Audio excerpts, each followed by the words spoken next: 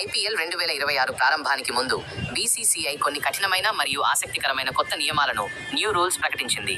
క్రమశిక్షణ, బ్రాడ్కాస్ట్, నాణ్యత మరియు ఆటగాళ్ల పనిభారాన్ని దృష్టిలో ఉంచుకుని ఈ మార్పులు చేశారు. ముఖ్యమైన నియమాలు ఇక్కడ ఉన్నాయి. 1. ప్రాక్టీస్ మరియు మ్యాచ్ డే నిబంధనలు. మ్యాచ్ రోజు ప్రాక్టీస్ లేదు. మ్యాచ్ జరిగే రోజున స్టేడియంలో ఎటువంటి ప్రాక్టీస్ సెషన్లు నిర్వహించకూడదు. పిచ్ను కాపాడటం కోసం ఈ నిర్ణయం తీసుకున్నారు. ఫిట్నెస్ టెస్టులపై నిషేధం.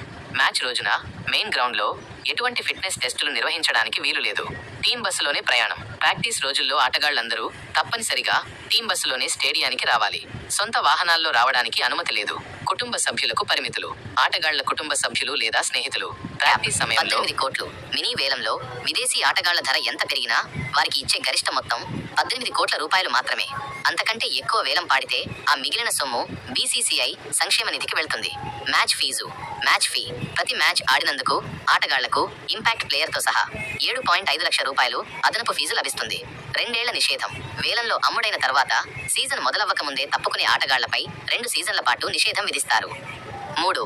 డ్రెస్ కోడ్ మరియు ఇతర మార్పులు. మ్యాచ్ మొదలైన మొదటి 2 ఓవర్ల వరకు ఆరెంజ్ మరియు పర్స్ ధరించాలి. స్లీవ్లెస్ జెర్సీలు లేదా ఫ్లాపీ హ్యాట్స్ ధరించకూడదు. ఉల్లంఘిస్తే జరిమానా విధిస్తారు. Impact player rule. విమర్శలు ఉన్నప్పటికీ ఇంపాక్ట్ ప్లేయర్ నియమం 2027 వరకు కొనసాగుతుంది. అన్క్యాప్డ్ ప్లేయర్ హోదా.